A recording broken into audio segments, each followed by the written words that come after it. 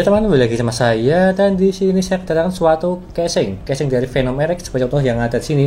Tipenya akuarium dan juga tinggi ya, berbeda seperti pada umumnya yang dimana dia tuh tipenya pendek tapi ini yang tinggi, seperti tipe casing ATX, tapi dia tuh MATX dari segi slot PCI yang ada di sini. Dan juga ini adalah produk terbaru dari Venom RX yang serinya adalah Free Sky seperti contoh yang ada di sini. Dan juga di sini dari segi penampakannya sangat cakep sih kalau pribadi ya. Di harga terjangkau juga, cuma di 400 ribuan kalau yang berwarna hitam, tapi kalau yang berwarna putih di 500 ribuan, 500 ribu kecil lah. Tapi gak cuma itu, udah ada free fan ARGB seperti contoh yang ada di sini. Di bagian samping ada 2, di bagian belakang ada 1. Dia tuh ARGB ya, jadi sangat lumayan sekali, bukan auto RGB. Dan kurang lebihnya seperti itu.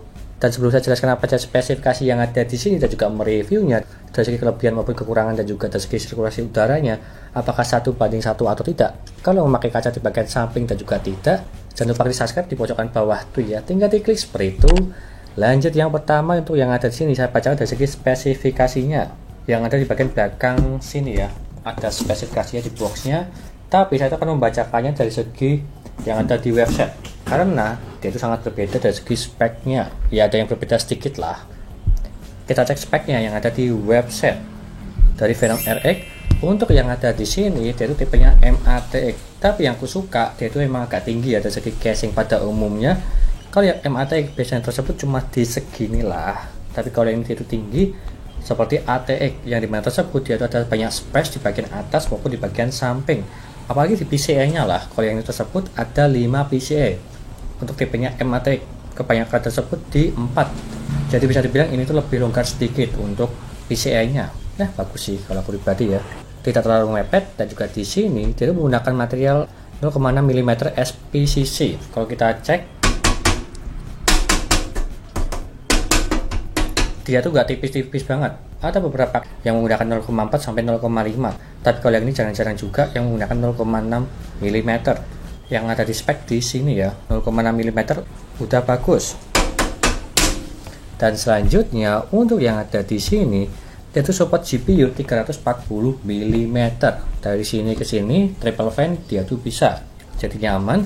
Dan juga untuk CPU coolernya sampai di 165 mm dari sini ke sini, jadi semua CPU cooler yang menggunakan heatsink maupun pipa dia itu bisa lah, jadi aman, nggak perlu repot untuk itu. Dan juga untuk yang lainnya untuk fan support, di bagian samping sini support 2, di bagian bawah support 2, di bagian atas support 2, di bagian belakang support 1. Jadi totalnya ada 7 fan yang support di sini. Dan juga yang lainnya untuk hard disk itu support 2 dan juga SSD support 1. Kita akan cek aja di sini ya dari segi belakangnya supaya lebih lengkap. Dan juga radiatornya support sampai di 240 mm. Di bagian samping bisa dan juga di bagian atas bisa. Tapi kalau aku pribadi lebih suka dikasih atas ya, supaya lebih cakep dari segi tampilannya, meskipun samping juga bisa ya, kurang lebih seperti itu. Dan yang terakhir dari segi bagian atas sini, IO portnya ya standar pada umumnya lah, ada tombol power, reset, USB 2.0 ada 2, audio jack, mikrofon, dan juga USB 3.0 ada 1. Di bagian atas ini juga ada filter ya, cakep. Itu aja spesifikasinya. Kita lanjut dari segi membuka kaca di bagian samping sini. Kalau yang awam pasti agak bingung. Caranya adalah di bagian samping sini atas dibuka sedikit, nah, dan juga di bagian sini dipegangi juga. Cara membukanya di bagian sini ada pengunciannya, atas dan juga atas ini ya, emang agak ribet dan juga agak tricky lah kalau orang takut. Dari tarik aja sedikit, dipegang atasnya ya, ya ini ya, emang agak ribet sih. Harusnya di bagian samping sini juga ada untuk membukanya supaya lebih aman. Kalau cuma di bagian samping aja takutnya tersebut dia itu pecah atau yang lainnya lah, atau sulit untuk membukanya. Ini ya untuk kaca tempered glassnya, kita kasih bawah dulu supaya lebih aman. Nah, dan di sini untuk penampakannya, yang aku suka di bagian sini dia itu ada kabel untuk manajemen kabel GPU seperti yang ada di sini ya, itu ada lubangnya, jadi kabel GPU gak usah masuk ke bagian sini, jadi maksudnya ke bagian sini aja supaya lebih simple, itu lebih menarik sih. Dan juga di sini untuk tipe mobonya ini agak sulit kalau dikasih yang 4 slot kalau nggak salah ya, kita akan cek aja nanti. Karena di bagian baut mobonya tersebut dia itu di bagian samping sini tidak ada, jadi cuma support yang dimana mobo yang menggunakan dual slot RAM. Kalau yang 4 slot RAM mungkin bisa menabrak dari segi fan yang ada di bagian samping sini. Jadi kita akan cek aja nanti apakah menabrak atau tidak. Kita lihat dari segi kekurangannya atau kelebihan di bagian akhir video habis ini.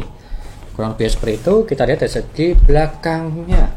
Aku buka dulu ya bagian belakang sini. Setelah aku tarik, itu tipenya flat dan ada busa di bagian sini. Ada busanya. Di bagian samping sini ada lubang-lubangnya untuk mengambil udara dari luar ke dalam untuk fan di bagian sampingnya sini. Itu aja ya. Dan juga ini terbilang tebal dari segi casingnya atau side panelnya. Di bagian belakang sini kita lihat kabel tersebut jadi berwarna hitam semua dan juga flat kecuali USB 3.0 itu wajar, dan juga kabel-kabel yang lainnya front panel USB maupun audio jadi berwarna hitam semua. Ini terbilang udah bagus. Dan di bagian samping sini itu ada pin moleknya untuk 3 pin RGB yang dimana jarang ada menjual seperti contoh yang ada di sini. Jadi mungkin ini masuk ke kekurangannya karena emang gak ada menjual untuk fan tipe ini RGB tapi menggunakan molek. Kebanyakan tersebut di bonus fan casing dan apalagi ini berwarna putih jarang ada yang punya sih untuk itu. Tadi sini ada baut-bautnya semua, kita ambil ya sama pada umumnya lah. Dan di sini ada bracket hard disk juga, support sampai 2 betul. Dan juga di sini ada bracket SSD juga untuk yang SATA 3, support sampai 1. Ya udah cukup sih untuk yang ada di sini. Untuk kelebarannya atau tingginya di sini untuk manajemen kabel, di sini memang agak flat, tapi di bagian sini dia tuh masih ada rongganya. Jadi terbilang sekitar 1 cm, 1 sampai 1,5 cm. Ini terbilang longgar di bagian samping-samping ini. Jadi bagus untuk manajemen kabel. Dan penampakan yang lainnya seperti contoh yang ada di sini. Mungkin dari segi fan ini, nanti saya ganti dari segi putaran anginnya. Saya tuh pengen mengambil udara dari luar ke dalam. Kalau yang ini dari segi bawaan casingnya, dia tuh kebalik, mengambil udara dari dalam keluar. Nanti saya ganti lah untuk posisi fan yang ada di sini. Dan selanjutnya di bagian bawah, untuk yang ada di sini ada kaki untuk casingnya. Terbilang ini tebal dan juga tinggi lah. Ini ya, ini bagus. Di bagian bawah juga ada dash filter untuk power supply. Ini sudah sangat bagus sekali, dia komplit. Di bagian atas ada, di bagian bawah juga ada. Meskipun di bagian samping nggak ada, ya masih wajar lah di harga 500.000 kecil. Seperti ini penampakannya, terbilang ini komplit di bagian bawah. Kurang lebihnya seperti itu untuk penjelasan dari saya. Dan apakah ini worth it atau tidak, lihat aja habis ini dari segi reviewnya. Untuk Venom merek Free Sky, cakep sih untuk ini ya. Kurang lebihnya seperti itu, nggak usah berlama-lama, kita lanjutkan saja untuk mereviewnya. Dari segi sirkulasi udaranya bagus atau tidak, kalau kacanya dibuka maupun ditutup, dan juga dari segi kelebihan maupun kekurangannya. Itu aja, lanjut ke reviewnya. Yo.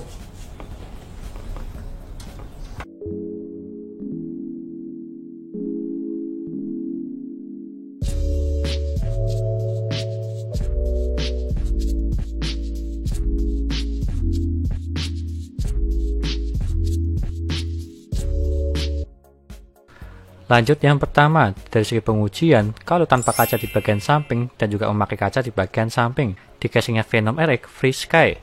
Yang pertama tanpa kaca dulu, untuk minimalnya mendapatkan di 35 derajat, serta maksimalnya di 61 derajat, seperti contoh yang ada di sini. Dan kalau kita bandingkan memakai kaca di bagian samping, untuk minimalnya di 35 derajat, serta maksimalnya di 62 derajat. Dan kalau kita bandingkan dari segi minimalnya dia itu sama-sama di 35 derajat. Tapi dari segi maksimalnya cuma terpaut di 1 derajat, lebih dingin tanpa kaca. Kalau aku pribadi terbilang ini bagus. Lanjut ke kelebihannya. Yang pertama, suhunya dingin, dibuka maupun ditutup, seperti di pengujian sebelumnya. Cuma terpaut 1 derajat dari segi maksimal, bisa dibilang ini bagus.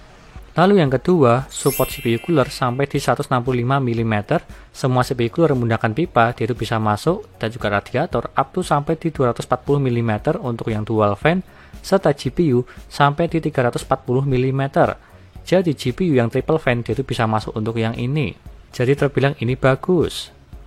Lalu yang ketiga, terdapat dash filter di bagian atas dan juga di bagian bawah. Ini juga sudah cukup bagus. Meskipun di bagian samping depannya tidak ada, ini masih wajar karena di harga di 500.000 masih aman-aman aja untuk yang ini. Lalu yang keempat, kabel manajemen di motherboard. Seperti contoh yang ada di sini, dia tuh ada lubang-lubang di bagian atas, di bagian samping untuk modul 24 pin, serta di bagian bawahnya banyak lubangnya juga. Dan yang menarik, ada lubang untuk kabel GPU. supaya lebih rapi seperti contoh yang ada di sini. Ini sangat menarik. Lalu yang kelima, terdapat 5 PCIe slot di tipenya M-ATX seperti contoh yang ada di sini, sehingga dia tuh lebih longgar sedikit dibanding tipe M-ATX pada umumnya, atau di tipe Aquarium juga lah, yang dimana kebanyakan tersebut di 4 slot, tapi kalau yang ini di 5 slot. Dan lebih longgar kalau misal kasih fan di bagian bawah GPU, supaya lebih dingin. Lalu yang keenam, kabelnya flat hitam di bagian front panel, USB maupun audio. Seperti contoh yang ada di sini, ini udah bagus. Meskipun di USB 3.0-nya dia itu tebal, nggak masalah kalau yang ini.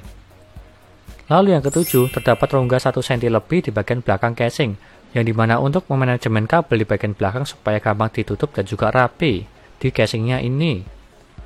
Lalu yang kedelapan, ada bracket hard disk maksimal 2 di bagian bawah, dan juga ada SSD maksimal 1 atau bracketnya juga. Jadi terbilang ini cukup lah untuk slotnya.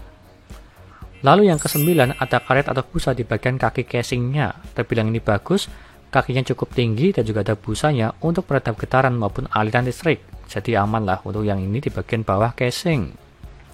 Lalu yang ke-10, ada bonus fan-nya, 3 fan RGB di bagian samping maupun di bagian belakang. Jadi terbilang ini bagus sih, di harga 500.000 udah free 3 fan RGB. Meskipun menggunakan molek ya, bukan 3 pin RGB dari segi bonusnya. Kurang lebihnya seperti itu. Lanjut ke kekurangannya. Yang pertama, tidak support tipe MOBO M-ATX yang memakai 4 slot RAM maupun memanjang ke samping. Seperti contoh yang ada di sini, dia itu akan menabrak di bagian fan case di samping dan juga akan menutupi jalur kabel 24 pin dari power supply ke MOBO. Jadi bisa dibilang ini tuh cuma support yang dimana MOBO yang tersebut tipenya M-ATX dan juga memiliki 2 slot RAM ya, bukan yang 4 slot RAM. Jadi harus berhati-hati dulu untuk memilih MOBO maupun casing supaya sesuai. Lalu yang kedua, susah mencari fan RGB tipe molek. Seperti contoh yang ada di sini, bonus dari fan casingnya. Jadi ini opsional ya, yang dimana fan-nya tersebut tidak dijual di pasaran. Lalu yang ketiga, tempered glass di bagian samping, dia tuh agak susah dibuka. Meskipun bagus sih, bukan dibaut ya, cuma ditarik aja. Dan harusnya di bagian pojok kanan, dia tuh dikasih kayak sela-sela buat menarik tempered glass-nya lah, supaya lebih gampang, bukan di satu sisi aja untuk menariknya. Jadi agak takut pecah dan juga ketarik sih untuk yang itu. Tapi ini opsional ya, kalau udah terbiasa dia itu bisa. Lalu yang keempat, belum menemukan lagi, silahkan komen aja di bawah. Menurut kalian, apa kekurangan casingnya ini, maupun kelebihannya lah, kalau misalnya ada yang kelewatan di casingnya ini, setelah kalian lihat video ini, maupun setelah mempunyai casing ini, Venom RX FreeSky. Kurang lebihnya seperti itu. Lanjut ke kesimpulannya. Di harga 480.000 sampai di 500.000-an, apakah ini bagus atau tidak? Terbilang ini bagus, asalkan MOBO yang kalian pakai tersebut memiliki 2 slot RAM aja, supaya bisa masuk di casingnya ini. Dan juga yang lainnya, dari segi fiturnya, dia itu bagus dari segi sirkulasi udaranya, apalagi di support CPU cooler, radiator, maupun GPU, dia itu udah bagus. Dan apalagi memiliki 5 PCIe slot di bagian casingnya supaya lebih longgar, dan juga ada free fan 3 fan RGB. Dan apalagi tampilannya terbilang ini keren. Menggunakan tipe Aquarium tapi terbilang ini tinggi ya. Sama seperti casing pada umumnya di tipenya ATX dari segi tingginya. Kurang lebihnya seperti itu, dan kalau berminat silahkan beli aja. Linknya ada di deskripsi untuk yang ini, Venom RX FreeSky. Sekian dari saya, jangan lupa like dan subscribe, serta nantikan video lainnya mengenai review part PC, seperti contoh yang ada di sini casing, CPU cooler, GPU, maupun yang lainnya. Terima kasih sudah nonton.